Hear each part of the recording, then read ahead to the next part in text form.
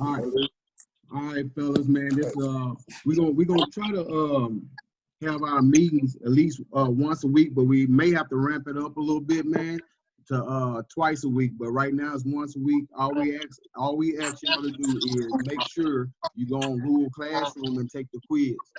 Usually our quiz, Marquise Mills, mute your mic. Boo Bam, mute your mic.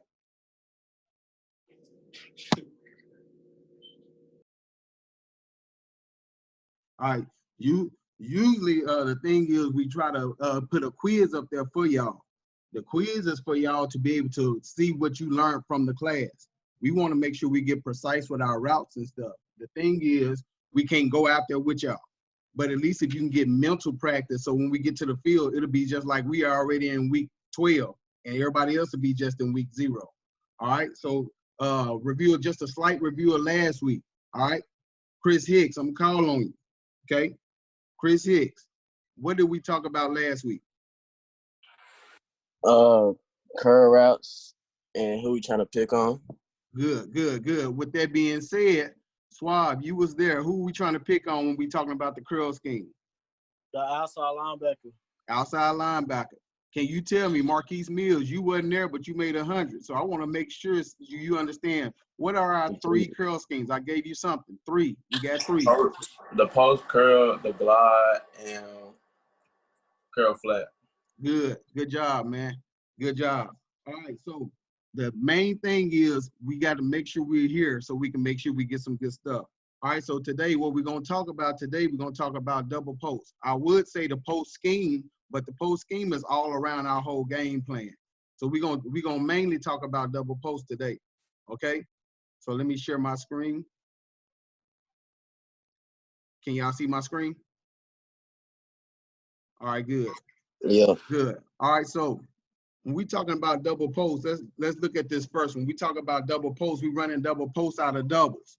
All right, the front side, the slot receiver have a inside release, a mandatory MIR. When we say MIR, it's talking about mandatory inside release. We got a mandatory inside release. We got a 5-step post trying to get to the other hash. The outside receiver has a 7-step post, get to the other hash. Best release is most likely is what we want from the outside receiver. The back out the backfield, we trying to get to the bottom of the numbers. On the backside though, we have a stick. All right, we run the stick on the backside. We're trying to get a 6-step post, and then we're trying to get in there right now as we run the sit route. We want to get to about 6 yards on our sit route. I hope y'all taking notes. All right. We look at double post out of trips. All right. Most times we call any post scheme. If it's post in the name, if we call post curl, if it's post in the name, we want to run a 3-step slant on the backside. So slot receivers have to know this because our offense is so interchangeable. You may be on the outside. Swab caught a touchdown on the outside this past year on arrow. All right. Same rules applies. We want our first receiver, which is our outside receiver, to run 7 steps. We want our inside receiver, MIR, 5 steps. And then we want our third receiver to go ahead and run a wheel trying to get to the bottom of the numbers. If we on the other opposite hash, you just want to be on the top towards the top of the number. All right, now when we talk about this 5-step mandatory inside release, can anybody tell me why do we want to take an MIR on this? Swab, I'm gonna call on you since you played the position. On which one? On the MIR, the number 2 receiver running an MIR on his 5-step post. Oh, to widen them out, to open up the middle of the field. To widen them out, kind of. What you want to do is trying to make sure you're not getting rerouted, because the outside backer main job is to reroute you to make sure he holds you up before he go to his spot. So we take the MIR, we're gonna either make him collapse or we're gonna be able to get in there clean and be wide open. Okay, so we can run this out of cover. We can run double post in cover 1, cover 2, cover 3, or cover 4. But the main thing, we like it out of cover 1, cover 2, and cover 3. We really don't like it out of cover 4 if they're running a true cover 4. But the fact is, we've scored most of our touchdowns on double post out of cover 4. It was kind of like a match cover 4. And when we talk about match cover 4, it's cover 4 principles, but it's kind of man principles. But this right here is cover 1. So a 4-3 cover 1. So who do you think the ball would more than likely go to if they're in a cover 1 or cover 3? Calling on you, Chris Hicks. Looking at the diagram. In cover You said 1. what? In cover 1, who you think the ball will go to? First of all, what is cover 1? One safety at the top, And everybody else doing what? playing man. So basically, I just answered the question for you. Who you think we'll go to when we talking about double post out of cover 1? The slot. The We fucking can go to the slot, or who else? the running back. Oh, the running Who back. else? No. Running back. We can go to the slot. We can go to the talking to running me, back. not y'all, bro.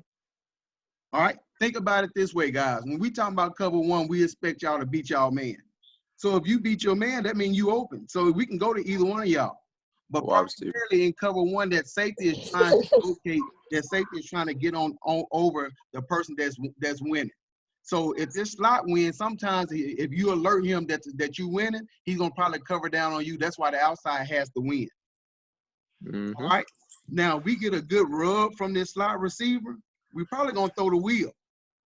We probably gonna throw the wheel because that wheel will be wide open. We have a slow running back running with Chris Hicks or running with Swab. We got a slow linebacker running with y'all. That means we wide open. All right. Now when we talk about cover 2, you got these 2 cornerbacks sinking. They play most times they spot dropping. They'll go straight to their spot. They'll try to sink and try to cover the flats. All right. Most times, if he see the running back out the backfield, do you think the cornerback gonna take him? Yes. All right, Jarrell. Most times in cover 2, the safety is probably gonna take you because his job is to stay over the top. Which is good for us because the fact that if he stays over the top, you just open up the whole middle of the field for the slot receiver. All right, the slot receiver should be wide open because of the creep on the backside, which is the slot receiver running the corner route, is going to do his job. If he do his job, he's going to take that other safety out of there, right? And so therefore, the middle of the field will be wide open. Such as in cover 3. Cover 3 is kind of like man principles in a way. But basically, the linebackers are dropping to the flats, and then you have the 2 cornerbacks are trying to bail and stay deep, and then you have that free safety trying to stay in the middle and make sure nobody get behind them. But the hole is in the cover 3 is right there in the middle of the field. All right, because of the fact that if I'm trying to cover my deep third and I'm running my route hard, if that safety drives on the middle, if that safety drives on the outside post, then the middle is going to be wide open. If the safety drive down on the inside post, then the outside post is going to be wide open because in those zone principles, he's trying to cover his zone. All right. So now, let me ask you this, Jarrell. Unmute your mic. Yeah. Jarrell. All right. What are the best coverages that we like running double post in? Cover 1. What else? I think it's cover 1. Cover 2. I'm listening.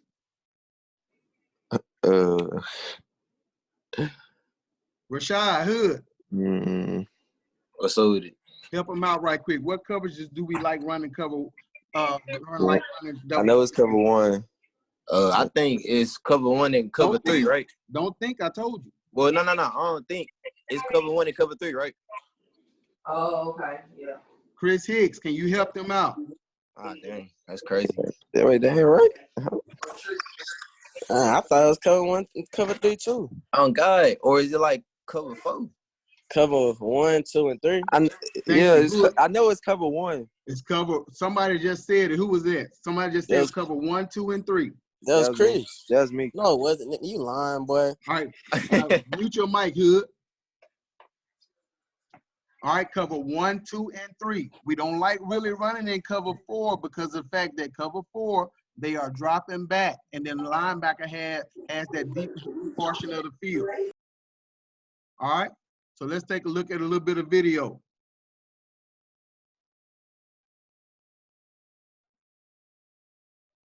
All right, so right now we looking at this coverage right now. What coverage do we think they in? Marquise Mills. Look like they in cover 2. Cover 2, or it could be what? It could be cover 4. Cover 2 or cover 4. All right. So as of right now, they're in the cover 4 look. Okay. They've lined up tight, but they're belling. Okay. Hey, we can't hear you, man. Can you hear me So now? I can hear you. I can hear you. Can you hear me now? No, I can hear you. All right. So by them bailing out with this cover 4 look, the thing is a team that plays cover 4, they got to have a really good linebacker if everybody's running off the ball like they should. Because the 2 safeties is going to take the two highs route. Try not to let nobody get behind them. Right here, they left the middle of the field wide open. We hit Junior in the slot. All right, let's take a look at this one. Right now, what coverage do you think they in? Why?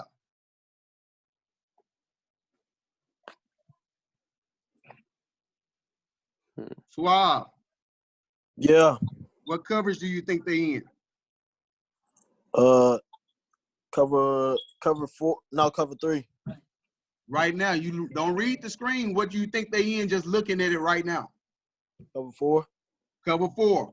But what happened is they rolling down. So now this becomes what? Cover 3. Cover 3. Good job. All right. So now this is easily defeated. This double post easily defeats cover 3 because of the responsibilities of the linebackers. Their job is to drop into the flats. They don't care about the people that's coming in the slot. They trying to see what's coming in the flat.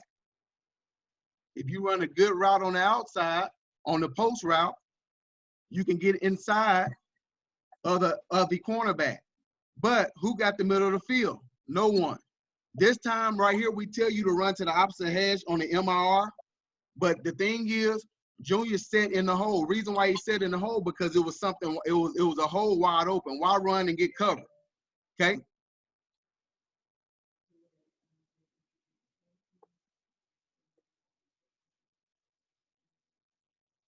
All right, on this one, we can condense our set down. We had more of a doubles tight look. We can condense our set down to still get what we want. We ended up running a double post on this one. He could have took the middle of the field. If you can clearly see, he could have took the middle of the field on this one as well. They especially considering the fact that they blitz. But we ran a good post on the outside, and we end up winning. I can show you from the back screen that we end up winning on this one, because we end up defeating them on the inside. We threw a great ball. Unfortunately, we dropped that one. All right, on this one, this coverage right here is what, Hood? It's cover 4. Cover 4. All right. So now, like I told you in the beginning, we can run it on cover 4. That we have no problem with running it on cover 4 because we believe our athletes are good enough. We can beat any coverage. Every play has answers in it, so you can run every play out of anything. But this time, what they did was play like a match cover 4. A match cover 4 has man principles. They drop and they all sink, but once you get close to them, they end up becoming a man route. All right. So if you look at this, they're sinking. Now it becomes man. So basically, who wins is the person that's wide open. We could have threw it across the middle, or we could have threw it to the outside. This time, we decided to throw it across the middle. He won. He made a play. All right, we can go back into this same game. We condensed the formation down. Right now, it looks like a cover 4. All right, they all bailing, but it ends up becoming a match principle. They're trying to match the route. So this time, they tried to match the route. We should have hit the slot this time. We end up taking the big post. But the reason why we won on the big post, because we rolling. He still won on the big post because he's rolling. He's running. That's what we got to do. We can't be jogging. We got to be running. But the small post is actually who won on this one. All right. So we running out of trips closed. We have a 3x1, 3-by-1 formation. So basically we taking the third receiver and running the wheel route. Okay. So the outside receiver could have been outside a little bit more, but he condensed down because of the wheel coming behind him. He took a slight MIR. We look at the middle post is not open. But the outside post and the wheel, if you look at the outside post and the wheel on this, they asking this cornerback to cover a lot of people. He's 2-on-1 right now. We could take the wheel in this situation, but considering the fact that the outside receiver was blazing by him, we took the outside receiver. He's still getting back to his landmark though, guys. His landmark is the hash. He got back to his landmark. He's hitting his head on the goal post on the touchdown.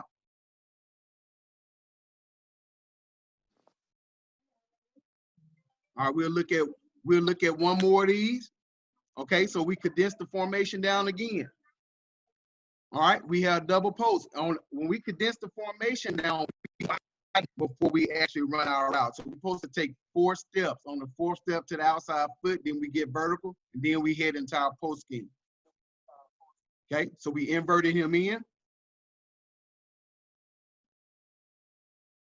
We got a sorry backside stick on the backside, but it ended up working because it still pulled somebody. But we got to be able to run our routes hard on the backside. So the post across the middle, the backer and the safety, he took the backer and the safety. Now the outside receiver is wide open. The inside post took the backer and the safety. He took 2. Now we run.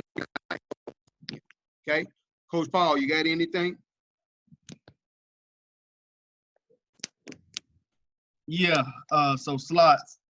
All right, when you say 5 steps, if you can get to 8 yards in 5 steps, then great. 5 steps, it makes you plan on your outside foot, which is what we want to do. But we don't want to take little steps and then you only get to 5 yards, and then as soon as you try to climb, now you got a Mike linebacker in your way. All right, so on every time that we're doing double post or we're going across the field, we want to be at 8 yards. And so, like for instance, with Jarrell, if he was at the slot, you'll be able to get there in 5 steps. If Square was at the slot, he wouldn't be able to get there in 5 steps. So a good landmark is 5 steps or 8 yards. And then also understand that any time that we're in trips and they're in man-to-man coverage, all right, I'm not looking for the 5 steps. I'm not looking for the 8 yards. I'm looking to be unselfish. When I say unselfish, I'm looking for a natural rub. All right, if we're in doubles and we're running a double post and you're in man-to-man coverage, slots, you are in a natural mismatch, okay? You either going to have a safety that roll down on you playing a man-to-man coverage, which is a mismatch, or you're going to have an outside backer on you, which is a mismatch. You got to win that mismatch. That's all I got. I just want to talk to the slots on that.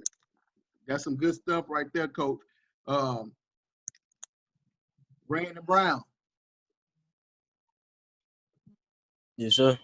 How many steps or how many yards you supposed to get to on double post? 8. Well, 8 5 steps, but you get to 8 yards. All right. Let's go with Luntrail. Yo. Coach Paul been talking about this for the last 2 weeks. It's a key word that he just said a few seconds ago. He said you're supposed to be unselfish. What does that mean?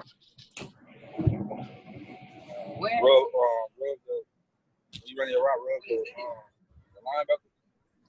You said run the route one more time? On your post. When you run your route, rub the linebacker. All right, good. He said you run your post, you run your route, where you're trying to rub the linebacker. All right? Now, the last thing we're going to talk about, guys, because we'll let you enjoy your Friday, is big plays. Big plays. I got a ton of big plays that we made. But my thing is, can you make a play when you ain't getting wide open? Can you make a play? Hey, mute your mic, Boobam. When, cut your mic back off, Trail. Can you make a play when 2 people are on you? Or can you make a play when they pass interference in you? These are a few plays. I got a few plays. I'm sure Coach Paul got some stuff for y'all. But these are a few plays that we made last year, okay? If you one-on-one, should you get tackled? In this offense, you should never get tackled in one-on-one. This is a situation right here where we turned just this little bitty bubble. This was a 2-yard throw for the quarterback.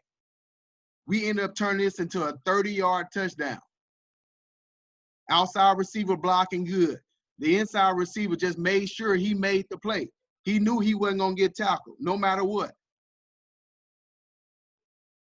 We're in a situation right here where we end up having to throw a jump ball. The ball is just floating in the air. It wasn't no great pass from the quarterback. I hear receivers all the time, man, you threw the ball bad. To me, it ain't no such thing as a bad ball. If it's within your catch radius, you should be able to make a play. This guy right here didn't play a lot of games for us. He probably could have started at anywhere else in the DFW as far as I'm concerned. But when his number was called, this guy made a play. Can you make a play? It's the question. All right. So say, okay, well, we on the 35-yard line. Do you think we have to throw a bomb to throw a 35-yard touchdown? I don't think so. To me, we should be able to run a slant route, a 5-yard route, and be able to make a play and turn it into 35. This is what we're looking for this year, guys. We're looking for guys that can make these big plays. Can you make these big plays? Are you the type that we can just entrust to do just the smallest thing and make it happen? This is a situation where they in man coverage. They locked to the bone. Our quarterback is under pressure. He throws it up. I'm wide open right here. I beat him by 3 yards, but the ball ain't on time. So do you get mad and say, well, he didn't throw it to me on target, so I ain't gonna catch it? No. We still made a big play out of it. My thing is, we've always had big playmakers. Always. But do we still have those big playmakers? That's my question. Can we make this little 1-yard throw turn into 35 yards? Do we have that this year? That's why I want to talk about big play. Do we got those big playmakers? Are you the one that's going to make a play? I know Junior will make a play. He's proven it. I done seen flashes of all y'all making big plays, to be honest with you. Even like a play like this. This is just a basic hitch route. I done seen you make a big play right here, Jarrell. I seen you catch the ball. Now, should you score? Yeah. You should stiff arm that guy and score, but I done seen you make big plays. I done seen Luntrell make big plays. We want to make sure we're in a situation where we're making big plays. If we can make big plays, we don't have to rely on you guys to rely on the coaches to scheme up everything, which we love doing it. But coaches mess up too. Sometimes we call a bad call. We'll call a double post in a true cover 4. But can we still make a play? I think we can. Coach Paul.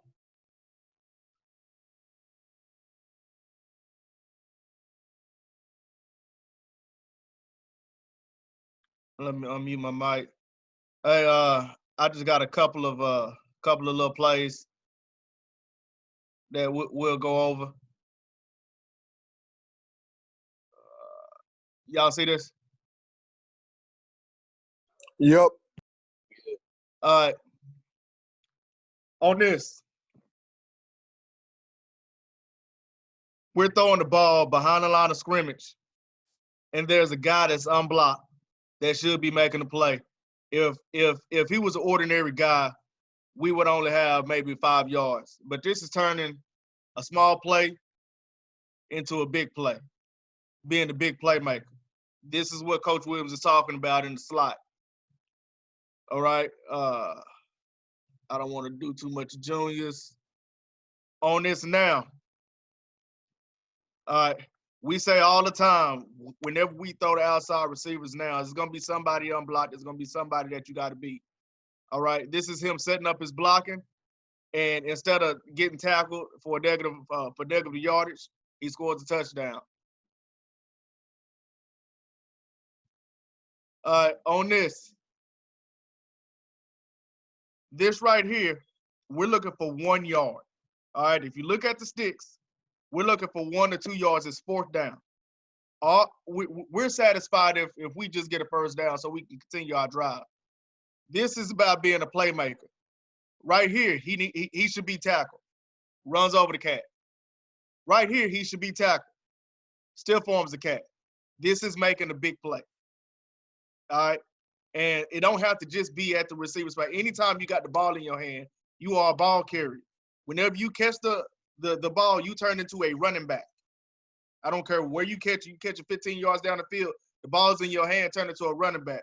When receivers catch the ball, they just have it that they catch the ball, they get up and they do this and they flick the ball. No, when you catch the ball, turn into a running back. All right, this is Suave at running back. All right, right here, he should be tackled for no gain. Right here, he should be tackled. Right there, he should be tackled. And he makes a play.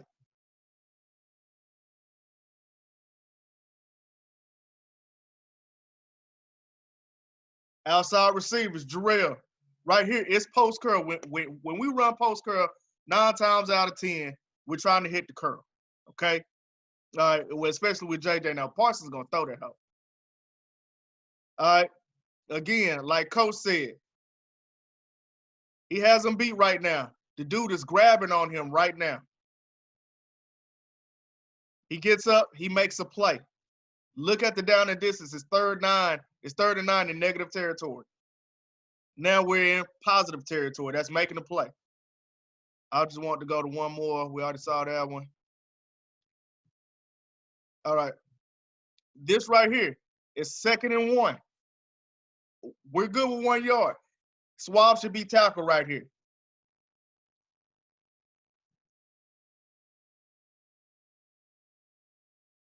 That's the type of effort that we want from everybody. Everybody understand? I had that one on my playlist too, Coach.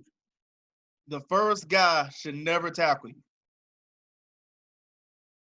I'm good, Coach. All right, guys. Just a quick recap.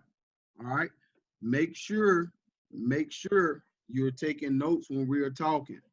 One thing that I can say is that some guys are scholars and can remember stuff without writing stuff down. But then some guys are not like that. Some guys have to write stuff down to remember. I know. All right. Now, the last thing is I want Coach Mims to talk to y'all real quick if he have anything to say. Yeah, let me say something real quick. Coach talking about, and it was funny Coach Powell said it because it was a conversation that myself and Coach Williams had this morning. We were talking about some routes and we were talking about some schemes. And I told him even though we don't throw a lot of posts, we're a vertical post team because a lot of our concepts for the outside receivers are running posts. And Coach Powell just said it. Chris Parsons is going to throw that post. So when we run in double posts, when we run in drives, when we run in post curls, we run in psycho, when we run in stuff outside receivers and you running that post, you got to stick your toe in the ground and win. Because I was having a conversation with a coach and the question came up that even though Lontrell and Hood and Jarrell and guys aren't as fast as Marquaylin or aren't as fast as Mac, can we still throw those posts? And my answer was, yeah, we can still throw the post because we just got to have guys that go make plays. So maybe we not 7 yards wide open like Marquaylin was sometimes, but if we track the ball, we high point the ball, we set the stem right, we stick our toe in the ground right, we come underneath the DB when we're supposed to come underneath and not try to go over the top and elongate the route. When we run the route right, can't nobody stop what we do. So, man, I'm missing football. I'm excited, and I can't wait to get back with you guys because new quarterback, new running back, couple of new receivers, same goal. We still expect to be playing the last game of the year. We expect to win a state championship this year. But what has to happen in times like this, I'm in meetings with the linemen. The O-line are having the same meetings. The running backs having the same meetings, all right?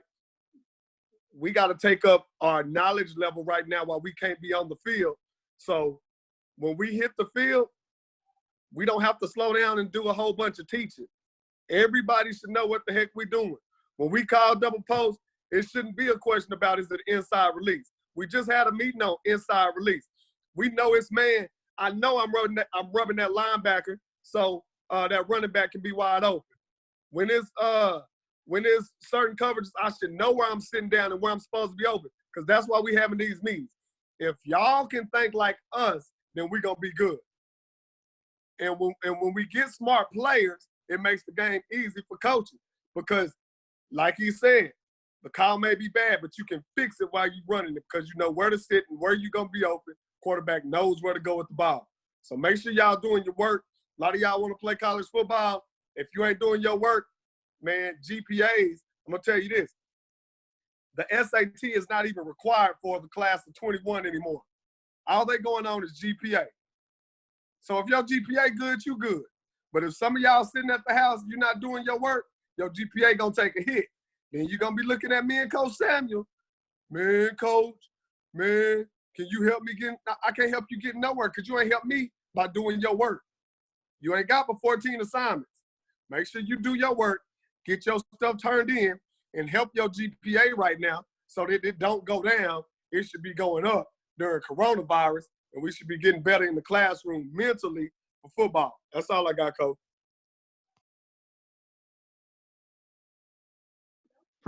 We appreciate that, Coach Mims. Now, this coming up weekend, make sure y'all taking care of y'all bodies. Make sure y'all still eating good. Y'all got any questions? Hey, I got one comment. Okay. For those of y'all that I'm sending drills to, especially Suave, and I hope you hearing me because I've been texting you for the last days and you act like you can't text back. But as soon as you need something, you text me, I'm texting you right back. So when I ask y'all to do these drills, I'm not asking y'all to go outside and kill yourself for 30 minutes. These drills, if you ask Jarrell, probably only take about 5 minutes if you know how to do them. Now, Jarrell went out there and was doing them for 2 hours because he had to get used to them. But these drills we done before. So when I ask you to do them drills, I'm sorry. When I tell you to do these drills, I'm not asking. It's mandatory. And all the drills that y'all send me, it go to Coach Sam, and then Coach Sam evaluates them. Some of y'all, he's saying, ooh, hey, Coach, if Jarrell get his feet work better, I see him getting better every day. We need to throw him balls. And then some of y'all in here, Suave is who I'm talking to. Understand last year, I was fighting for you. Yeah, we need to get Suave in the game, get Suave in the game. I'm going to stop doing bullshit like that. Do my drills. Yeah, I heard that. I hope that's some real stuff right there. Brandon, you told me you was gonna send me drills. I ain't getting nothing from you. But okay. Hood, you saying I you didn't record them. talking about you doing work in silence and this and that. I ain't seen no work being done. Hey, Coach, I got you. So Hood better be doing some school work. Got to be eligible, Hood. It's gonna be done. I got all y'all. I promise. I'm saying I got you, but do you really do? All right. Now, if there's nothing else, man, we'll let this meeting adjourn. Make sure you answering calls when coach is texting you, man. I'm having to call people 5 and 6 times. That ain't good, man. I don't like that. I mean, I don't like having to study call you. All right. It's 3 o'clock meeting. Good with y'all. Do y'all want to go back further to later time? Nah, 3 straight. I'm good. Hicks, Suave, some of our main guys. I'm Yeah, good. 3 straight. Yeah, 3 straight. All right, man. I ain't got nothing else, man. I'll see y'all. Well, be hollering at y'all over the weekend, man. One last thing. Hey, if y'all pray, y'all keep Lontrell and his family in y'all prayers, man. He just lost a loved one. So y'all make sure that y'all check on him and keep him in y'all prayers. Most definitely. All right, fellas. All right.